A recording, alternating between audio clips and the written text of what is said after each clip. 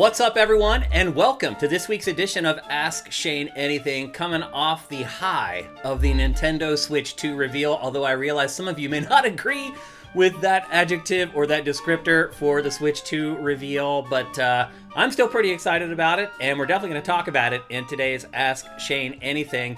This show happens because some of you guys are pledging at $7 or more per month at patreon.com/SIFTD. It's that Ask Shane tier. Because so many of you are doing that, that's why this show keeps happening. I appreciate it very much. However, we are struggling a little bit to get new questions for the show. We barely had enough to do this week's episode, so please head to SIFTD.net. Right there in the header, there's a link you can click that'll take you to our forums, where you can ask me questions about literally anything that you want to. Great questions this week, some Switch 2 stuff. Let's get to it. Okay, our first question this week comes from Bachby. Do you have any more thoughts on the Switch 2 Direct besides what you talked about on Game Face? What were some of the good, bad, and potentially surprising things? What's your letter grade for the presentation? Personally, the biggest shock for me was finding out that it wasn't Rockstar I should have worried about increasing prices. It was Nintendo. Well, Bachby, no shocker here. I definitely have a lot more to say about the Nintendo Switch 2 reveal that we just all experienced yesterday. The first thing I would say, I'll address your last part first, the price, because that seems to be what everybody's freaking out about. Today, Nintendo did a live stream. It's Treehouse, which is like its group of internal testers at Nintendo of America. They did a live stream today. They showed off Mario Kart World. They showed off Donkey Kong Bonanza. They showed off Metroid Prime 4. And if you looked at the comments, the live chat comments, everyone was just like, lower the price, lower the price, lower the price, lower the price. First of all, they should not be sending those messages to Nintendo. They should take that anger and all that energy and direct it towards their congressperson. Call your local representative if you're pissed off. Nintendo didn't set the price this high on its own. It is a factor of what's going on globally, economically. And there are reports today, or at least analysts are saying, that they believe that the price of Switch 2 and its games are baking in the costs of the tariffs. And so hopefully at $450, we won't get any future price increases. Hopefully that price or that cost of the tariffs is baked into the cost of the Switch 2, so we won't get a price increase in another 3 months when God knows what else is going to happen. So I think first of all, I just want to say, I think the uproar over the price is overblown, like big time. Not just that they're directing their anger at the wrong thing or the wrong person or the wrong company, just also the price in general. So let's look at Switch 2. The price is $450. I just did some poking around, and I found that like comparable PC handhelds like the Steam Deck and the Asus ROG Ally are, for comparable hardware, are more expensive than Switch 2, even with Switch 2's pricing adjusted for the tariffs. Let me tell you, those Asus ROG Allies and those Steam Decks, when they run out of stock and they have to produce more, those prices are going to go up. So right now, with non-tariff influenced pricing for the ROG Ally and the Steam Deck, they are still more expensive than Switch 2 for comparable hardware, meaning a handheld that can run 1080p for 120 frames per second. They are more expensive already. Now, I'm telling you right now, what you're seeing at stores for those is stock that was already built and is just sitting in a warehouse. If they sell all that, they're going to have to make more and ship more, and the price will go up. So again, the price of the console to me is a non-story. Let's talk about the games, though. Look, the games, same deal. They're being impacted by the tariffs. So I don't know what to tell you. We've been floating along at $60 or $70 for a game now for like 20 years. It was weird too, because like the N64 had cartridges that were $80, $90. And then it went back to this really cheap model where we're getting PS1 games for $50. And then it took like 10 years for it to go up to 60. And then it took like another 10 years for it to go up to 70. And here's the thing. Pay attention. What's happening? Everybody is losing their jobs. There have been like 40,000 video game developers laid off in the last like 2 years. Obviously, we're not paying enough for games. And so if you want to see the industry continue, you're going to have to pay a little bit more as time goes on. Now look, I hear what you're saying. You're saying, man, my wages haven't gone up. I'm not making more money, but things are costing more. That's on you. You have the power to control who controls things like tariffs. Now, here's the other thing I would say. There is a little bit of hubris going on here with Nintendo. I think Nintendo is feeling itself a little bit here. It's coming off what's going to end up being the best-selling console of all time. Let's just be honest. Switch is going to pass PlayStation 2.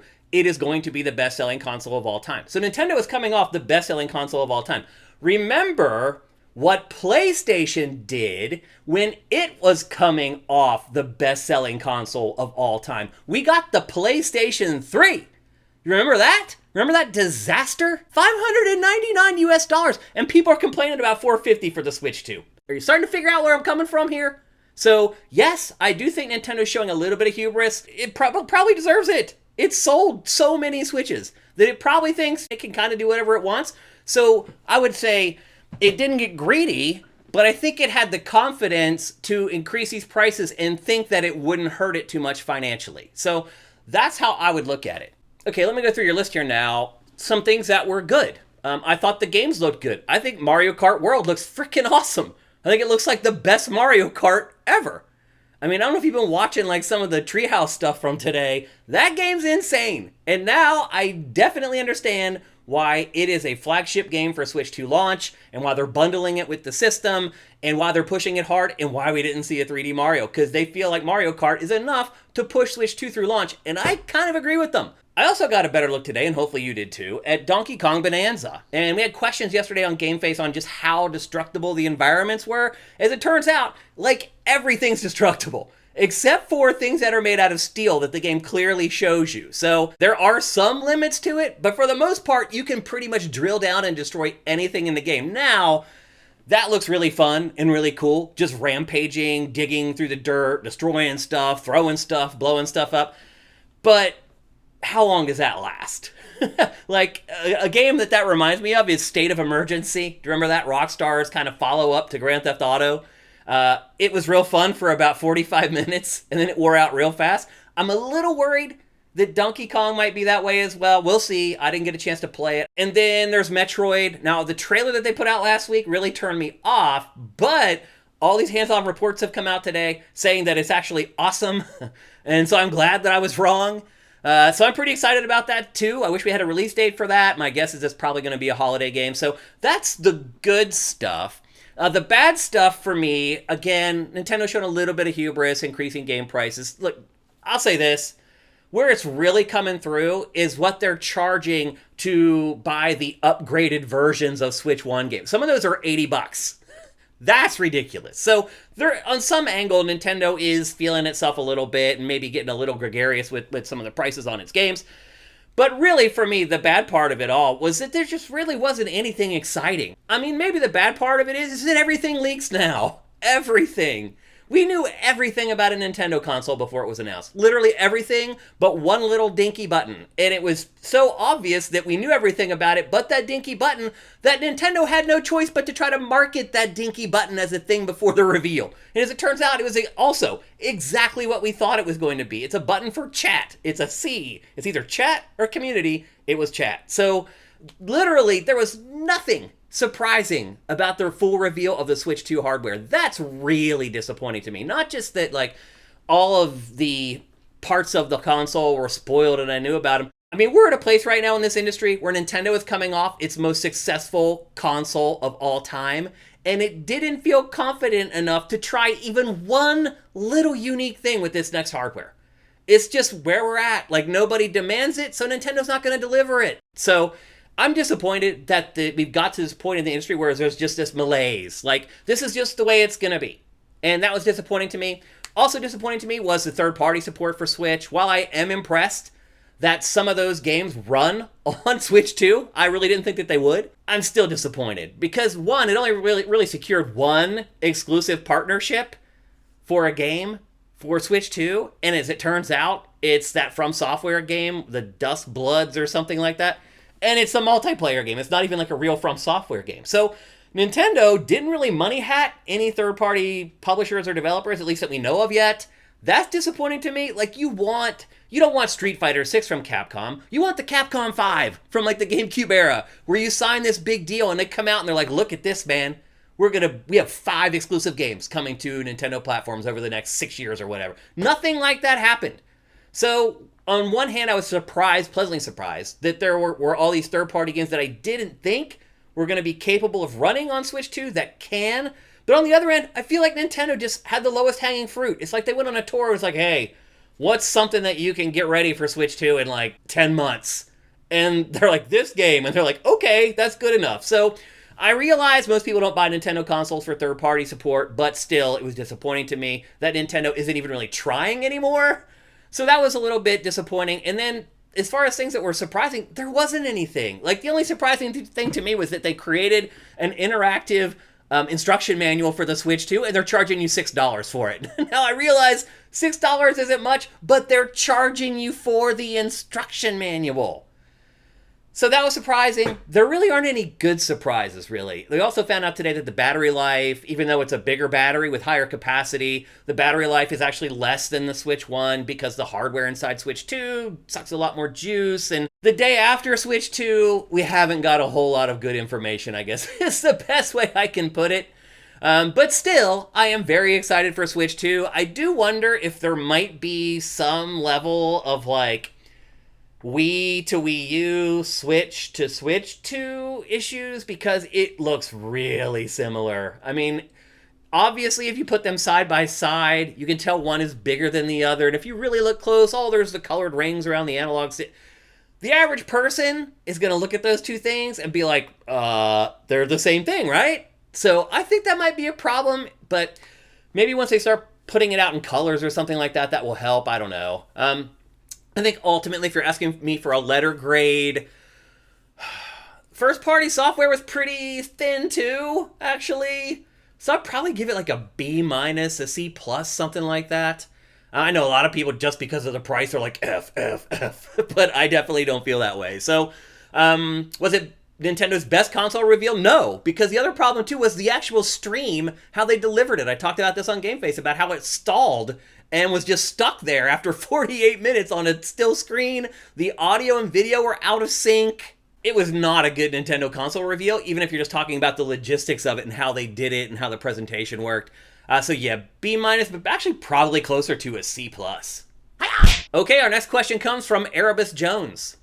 Last week, you gave Split Fiction an 8.0, which meant it overtook Forza Horizon 4, God of War, The Witcher 3, and Assassin's Creed Shadows to become the highest reviewed game on the site. Is it really the best game you've reviewed in the decade the site has been up? Okay, Erebus, I'm glad you asked this. I thought this question would come a lot earlier than this. Asking for clarification on what we're doing with our live reviews. I feel like I've explained this already, but maybe you missed it or whatever. I can't assume that everybody watches everything that I do or say. So here's the thing. Go to the game page for Split Fiction and go see if the scores are there. They're not. And there's a reason for that. Because our live reviews, there is no requirement that we finish the game before we do a live review. For our official reviews, game evals, whatever you want to call them, you have to finish the game. So you may have noticed that our review, our game eval, for Assassin's Creed Shadows has scores. And if you go to its game page, the scores are there. And you can get your customized My Score there as well after you set your ratings for your game eval ratings.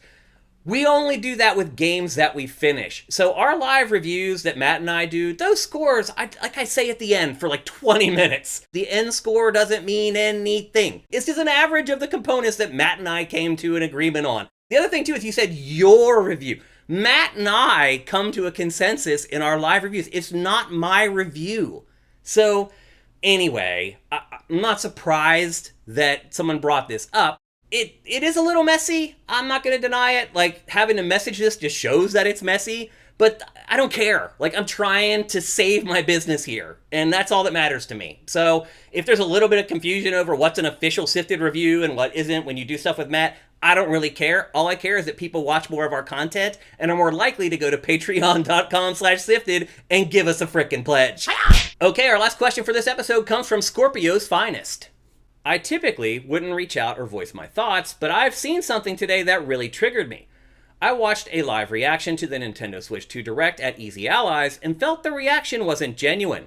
I saw some blatant overhype and it just felt very monetized. I may be wrong, but it seemed very out of character and paid. Are there gaming websites or YouTube channels that are paid to influence gamers and publish fake reactions or reviews? Have you ever been approached to sell out? Well, the first thing I'm going to say is I have not seen any of the coverage. So I haven't seen anyone's coverage, really. I've been busting my butt on our own coverage. So I'm just going to have to take your word for it.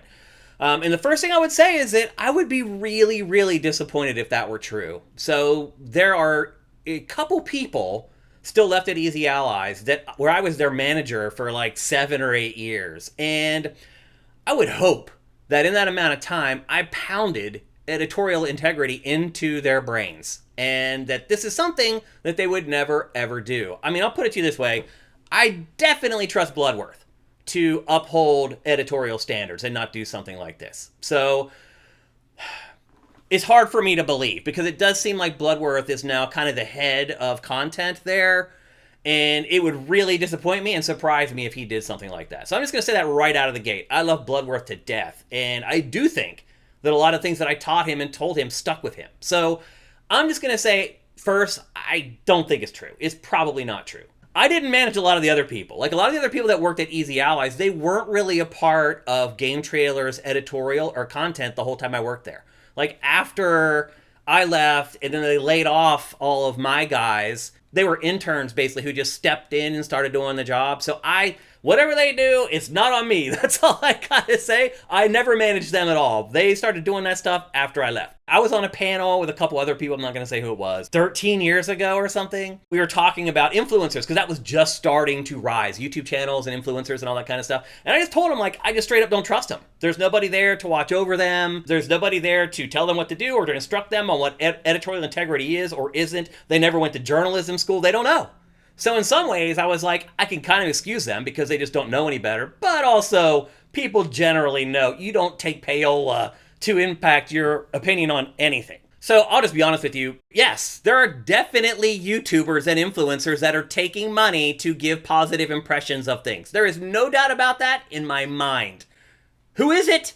I don't know, because most of the people work by themselves and there's nobody there to watch over them to hold them accountable. Remember, this is kind of Easy Allies' MO. Remember when they announced Shenmue 3? I have never been that excited for anything in my life. The day I graduated from college, my wedding day. I have never had anything happen in my entire life. Even when I was like 5 years old and I got like a video game console, like I didn't freak out like they freaked out when they announced Shenmue 3. So they're just different. But also, you gotta remember, that clip went viral. Like, big time viral. Everybody's talking about it. Head of PlayStation talking about it. Everybody was talking about it. Easy Allies made a ton of money off of that one clip. I wouldn't say that like they're doing this on purpose to try to generate another viral clip that makes them a bunch of money. It could be something that's kind of in the back of their mind that lets them let loose a little more, hoping that maybe something like that happens. So I think it's more likely that Easy Allies is just like, hey, this is something that works for us. It's kind of part of our brand at this point. And maybe they feel pressure that they need to keep creating content like that, hoping that it does just as much business as the prior clip did. So anyway, I love Bloodworth to death. I trust Bloodworth. If I started a new editorial team, he would 1000% be a part of it, and I would trust him to do just about anything. And he is, for the most part, running content and editorial at Easy Allies right now. So generally, I think they probably didn't do anything wrong. All right, that's going to do it for this week's edition of Ask Shane Anything. And look, man, I hope you are at least a little bit excited for Switch 2. I do feel like there's just this general vibe online for people who really follow video games that we just have to like hate everything or pick it apart, or if you can't find things that are wrong with something, then you're not good at your job or whatever. I just think we need a more positive vibe in general around all this stuff. Hopefully you can find your way there.